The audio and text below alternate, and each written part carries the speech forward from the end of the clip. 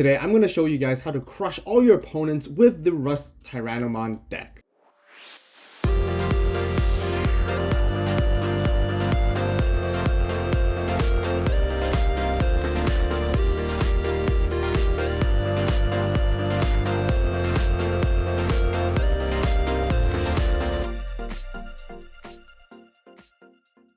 Digimon fans, welcome back, and today I'll be showcasing the Tyrannomon deck for this set. I have been a huge fan of this Digimon ever since I played the card game, and it's really nice to see that the deck got new support from BT11. The RustTyrannomon deck is really good at building towards the stack quickly with digivolution cost reduction effects, just like what green does best. Once you have your boss Digimon out, which would be your RustTyrannomon, you can swing over your opponent's Digimon with powerful high DP, trash their security, and pierce to do damage all at the same time. Like always, I got a combo guide to teach you guys how to play the deck in this video, but let's show you guys the build first. I'm also super excited to announce a new feature on my channel where I launched my very first ever YouTube membership called the Avault Club. By joining, you will have access to exclusive perks and contents that regular viewers don't have. Perks include the Avault Club membership badge, and the best part is that you'll be able to see members-only community posts featuring my first draft deck profiles even before the video comes out.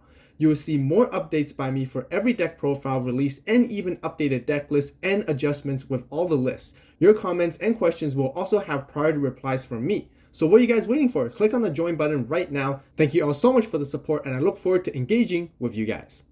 Alrighty, starting with Digi-Egg cards as usual, we got 4 copies of Menomon from BT3. It has an inheritable of when attacking, not once per turn by the way.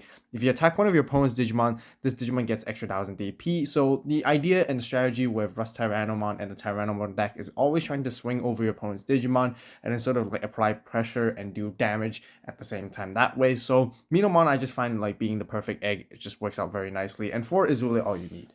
Okay, so now let's talk about our rookies. We have the 4 copies of the Agumon from BT11. This is the on-play searcher, revealing the top 4 cards of your deck, adding 1 tamer card among them to your hand, and it has an inheritable of your turn. While you have a tamer in play, this Digimon also gets 2000 DP. Getting DP buffs is really important to make sure that your Tyrannomon and your top end cards just can swing over stuff, which is definitely one of the key plans of what you want to do in this deck. The only downside is I kind of wish that the searching Agumon also helps you grab one of the Tyrannomons, but it doesn't do that, which is kind of unfortunate. But otherwise, you still want to maximize 4 copies because you have a lot of tamers to go for in this deck too.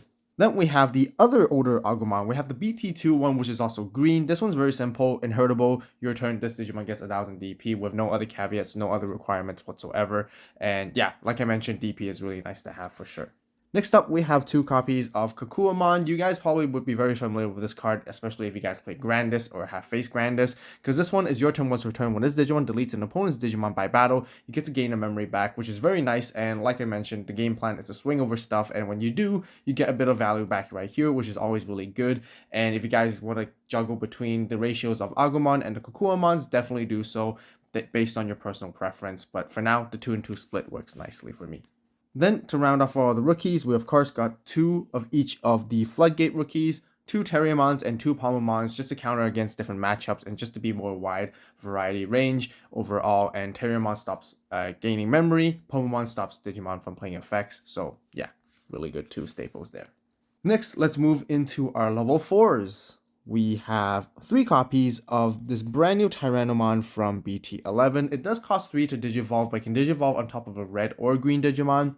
On play or when digivolving, you get to play 1 tamer card with a play cost of 3 or less from your hand for free, which is really nice because you have a lot of those. Taiga being one of your most important tamers is what this card is really there for. Also, it does give an inheritable of your turn. While you have a tamer in play, this Digimon gets extra 2000 DP, and being able to have the double color is very flexible.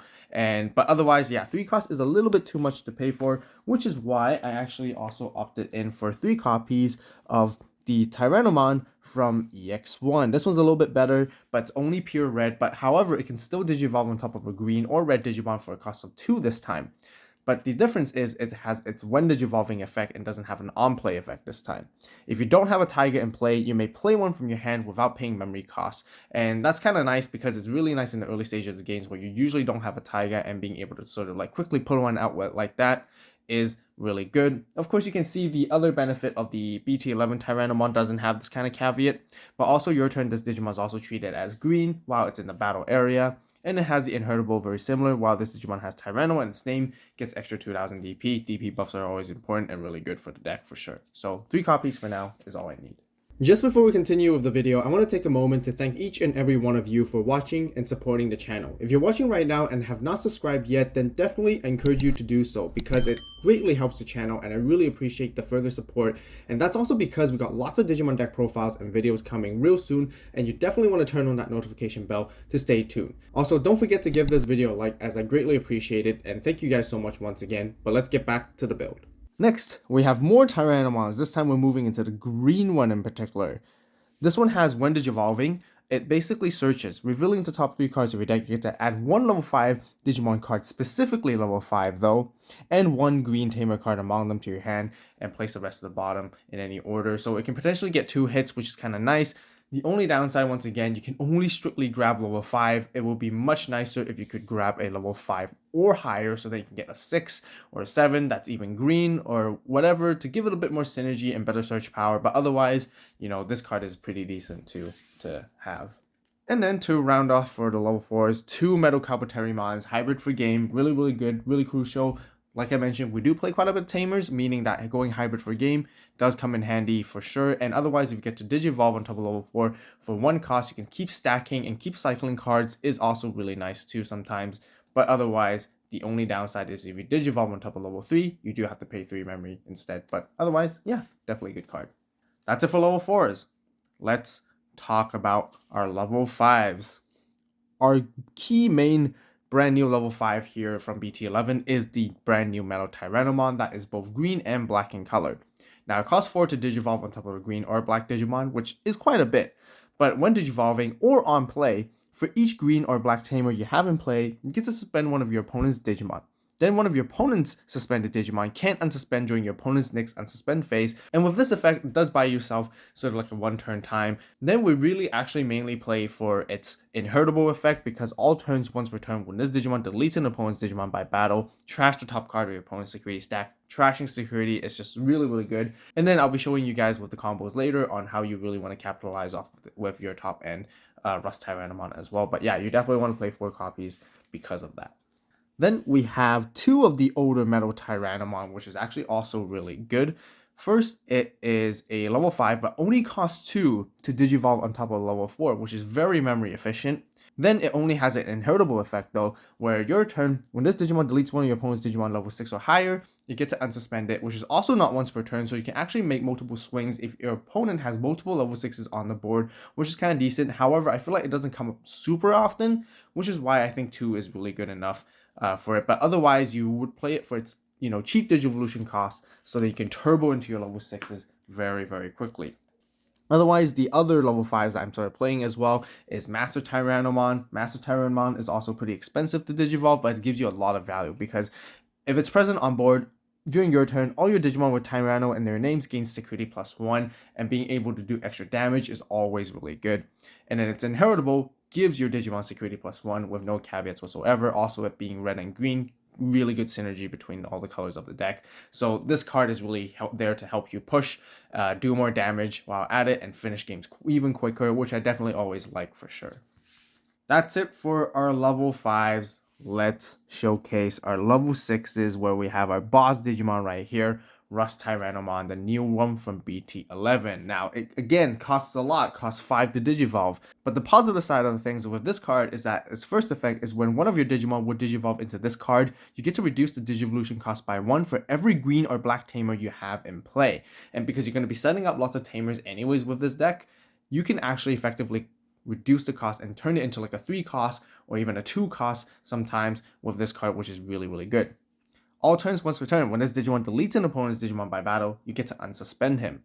So yeah, really powerful card. 13k base DP is definitely really strong for level 6, and this is actually your main boss Digimon that you sort of want to prioritize getting into. But of course, with our other level 6s, which is not done yet, you still want to bring back the good old RustTyrannomon from all the way BT2 right here. This one does cost 4 to digivolve, which can effectively argue which is a little bit more expensive. compared to the first one we saw, because the first one has its capabilities of reducing its digivolution cost, but this deck can reduce further digivolution costs anyways. So its first effect is your turn when you have a green tamer in play, this Digimon can attack your opponent's unsuspended Digimon. It does have 11k DP only, which is why having those other extra DP buffs become really, really important for this deck. And in your turn, when this Digimon deletes one of your opponent's Digimon by battle and survives, suspend one of your opponent's Digimon. And it's really nice because all these effects are not once per turn, but yeah, you get to utilize some really cool combos right here. And I'm really glad that they decided to print this as a campaign rare in BT11 with this brand new alt art, which looks really, really sick as well. But yeah, this is your secondary go-to boss Digimon for sure, which gives you a bit more versatility and choices when you play your RustTyrannomons. Then, last but not least, to round off for all the Digimon, we have the one Chaosmon from BT4. This one's also still really good because it has a really nice top end level 7 to finish things off. You really actually want to be digivolving into a level 7 in this deck, but it's always a nice to have if you do have access to it, just because it can unsuspend and swing over something that's unsuspended afterwards. Yeah, just really nice in clutch situations. So one of is really all you need. That's it for all of our Digimon. Let's talk about our Tamers. First and foremost, for a memory tamer, we have Ken right here. Ken is just really good because, you know, it sets your memory at 3 at the beginning of the turn, but also when one of your green or blue Digimon deletes an opponent's Digimon by battle and survives, you get to spend him to gain a memory back, and giving you a lot of value. It has a lot of synergy with this deck rather than Mimi in case, and yeah, this is why I rather run Ken in this deck. Okay, now that we're talking about our main tamer, where we have 3 copies of the brand new Taiga. It only costs 3 to play this card, which is really good. Your turn, all of your Digimon gets extra 1000 DP straight up. And in your turn, when one of your green Digimon would digivolve into a level 5 or higher card, by suspending this tamer, you reduce the cost by 1. And yeah, that's really good. Security effect, just gets to play it anyways. And yeah, definitely want to see this card as often as you can. Otherwise, you have more Taigas, where we have another 3 copies of the older one from BT2. Very, very similar effect to the new one, but it gives you a little bit of a different and more value in some cases. Your turn, all your Digimon with Tyrannomon in its name gains piercing. So when you swing over stuff, you get to deal damage at the same time, as long as this card is present on the board, which is really good. And also your turn, when digivolving one of your Digimon into a Digimon card with Tyrannomon in its name, you get to suspend this tamer to reduce the cost by 1. So very similar to the first one's effect, but the first one only focuses on like level 5 and higher. But since most of the cards that you're trying to digivolve from 4 to 5 to 6 onwards all have Tyrannomon in its name anyways, this Taiga effectively, you know, makes it kind of valuable and kind of efficient as well. So, you know, 3 and 3 split is actually really good because both of them, I feel like they're just really, really good cards to have, and that's how I like to go around with it. That's it for Tamers. Let's go into options. 4 green memory boosts. As you guys can see with all the cards we have, green doesn't really have a lot of search power, which is why I think maximizing 4 green memory boosts is really crucial and really important. Finding pieces to build your stack is very, very, very vital for you to sort of get into your win condition and get pressure on board. And that is exactly why I play 4 copies of the green memory boost, so that it helps with that consistency and, you know, basically compensate for the lack of search power in the deck overall. Last but not least, the best green staple to have in the deck, you know, we have 1 HPD right here. Fantastic new alt art anyways, and yeah, of course, because we're playing green, we can actually get to spend our own Digimon to reduce costs for digivolving, which is going to be really, really good and really strong. Really like that. Turboing into our level 5 or higher Digimon is just really good, and reducing the cost by 5, of course, a one-off is definitely a must. So that's it for the main deck. Let's talk about a few other key cards I can sort of add into the deck to spice it up a little bit. I think Angoramon is also not a bad option because your turn once per turn when you play a green tamer, you get to draw a card, helping you cycle a little bit more. Like I mentioned, search power is kind of weak for green, draw power is kind of weak, and draw power really comes from digivolving. So having Angoramon early in the board can kind of help you get into more cards and access those. Also has an inheritable, your turn once per turn, when opponent's Digimon becomes suspended, you get to draw 1 card. You don't really suspend too many things with this deck other than the RustTyrannomon from BT2, but otherwise, yeah, it can be helpful at times. Then as the alternative level 7, gotta mention the good old Chaosmon Valor Arm. This one's good for like dealing against like bigger bodies, and when digivolving you get to like basically minus 7k DP twice to a Digimon, or basically minus 7k DP to 2 separate Digimon against your opponent's wide board. But this card does seem to be a little bit outdated, but otherwise it's another Digimon you can play instead of the other Chaosmon. And then, like we mentioned, we have Mimi. If you guys prefer Mimi instead to sort of like do more aggressive turbo hatch and promote plays instead of playing Ken, Mimi is definitely the regular alternative. But like I mentioned, I kind of like Ken a bit more, and I feel like it has a lot more synergy with the deck and seems to be better than Mimi. But that's just my personal preference. Then, of course, there's not much removal in this deck because generally your Digimon is the removal. Your top end boss Digimon swinging into your opponent's Digimon is really how you get rid of stuff anyways. But otherwise, if you guys want to have some defense and have stuff pop out from security, Grandosoul and Ground Fan are pretty good options normally to sort of get rid of things. But that's it for all the cards.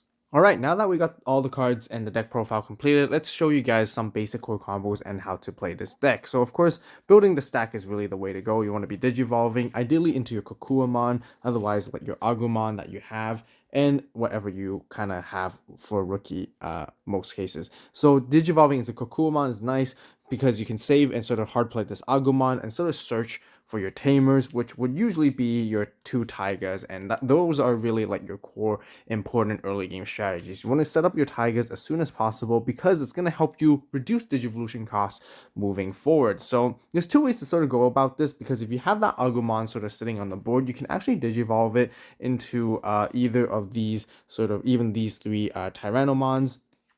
Either one of them helps you search for the Taiga Tamer, or they let you play the Taiga Tamer in the early stages of the game, which is really, really nice. Otherwise, you can choose to Digivolve at the back, but keep in mind if you do so, you are foregoing the opportunities to let you play and search for stuff at the same time. So you gotta be a little bit more aggressive in the early stages of the game. Hopefully your opponent doesn't remove your Digimon, know your matchups, so that you can know and identify when is a safe time to actually be Digivolving outside here, because you can really capitalize off of it. So really depending on what you Digivolve into this Tyrannomon or whatever Tyrannomon and raising, usually your next goal is to get into your lower 5s and you have set up your Taigas. At the same time in early stages, of course playing your green memory boosts, always great, giving you memory, which helps you extend turns and play your combos. So then moving on, next you have your level 5 Metal Tyrannomons, depending on what you want to go for. So you want to go into this one to control the board because you get to suspend your opponent's Digimon. You want to go into this one for aggression, and then this one for reduction costs, for a lower cost, so that you can, swing over stuff. So really pick and choose depending on your opponent's matchup. Knowing your matchup is really crucial, so that you would know which best Tyrannomon level 5 to get into. And while you're getting into those, you can always then suspend your Taigas to reduce the costs. So, and often enough times when you have a decent amount of memory, by reducing the costs, it lets you get into your level 6s in the same turn. But otherwise, you can be sitting in the raising and having your level 5s on the board, and then you utilize your Taigas to go into these guys to basically go for your top end combo. Now, the really usefulness of Taiga is it lets you sort of manipulate the memory gauge a little bit, so then if your opponent doesn't have any memory tamers, you can choke them down at 1 by reducing the cost effectively in however way you want to do so. But anyways, let's just say you get into this Metal Tyrannomon right here mainly. This one suspends one of your opponent's Digimon, 1 each for every Tamer, but one of them doesn't get to unsuspend. So the next turn, you can easily get into RustTyrannomon, for example. If your opponent puts you to 3, then you're pretty good. Or puts you to 1, whether you have like a memory tamer on the board or the memory boost, you need access to get to 3, or depending on how many Taigas you have, you can reduce costs even further so that you can retain your turn to get into this RustTyrannomon. Keep in mind, this RustTyrannomon also reduces costs. So you reduce 2 costs because you have 2 Taigas, but also you can suspend both Taigas to reduce it by another 2, so then you're only effectively paying 1 memory to Digivolve into this guy, which is why it's your main one that you want to get into, and then you can then swing over your opponent's Digimon and then unsuspend. So this deck is very reactive base type of deck, because you want to swing over your opponent's stuff, and then you want to, by doing so, you can actually pierce and trash their security at the same time, and your RustTyrannomon is pretty big just with these 2 inheritables. If you did have the Minomon as well at the bottom, you guys can see another extra 1000 DP, and not once per turn because you get to gain it when attacking too, which is really, really good. Otherwise, you have your older RustTyrannomon, which is also still really decent, because as long as you have a Tamer in play, you can attack your opponent's unsuspended Digimon and you get to suspend something else afterwards. So that's sort of how you want to be comboing and playing. Very straightforward, building the stack and going into whatever you like depending on the situation. At other times, if you have Master Tyrannomon, you can then go even more aggressive and just start swinging into your opponent's security and do multiple checks as much as you can as well, whichever you prefer. And in any other situations where you have your opponent's Digimon that's really crucial on the board and you want to get rid of it, then that's when you want to really sort of capitalize and sort of go into Chaosmon to finish it off, take down that Digimon, and possibly even pierce for even more damage and set yourself up. Sometimes, keep in mind, not suspending your Taigas too early, or sort of when you're doing your combo, is also not a bad thing. You don't always have to use the Taigas, because sometimes you might do enough damage, and if you have 2 memory left in your turn, you go into hybrid and push for that extra swings, cheeky swing, and go for a game, right? So by doing so, you basically, that's how you want to be playing the deck overall. So very, very simple. Once again, very straightforward with the RustTyrannomon combos. That'll wrap up for the deck profile today. If you guys enjoyed the video and found it helpful, please give it a like. If you have any suggestions, recommendations, be sure to share it with everyone in the comments down below. We got lots more Digimon videos and content coming, so definitely hit that subscribe button right now. Turn on that notification bell to stay tuned. As always, thank you so much for watching. You guys have a great day, great night, wherever you are. See you next video, and this is Avault signing out.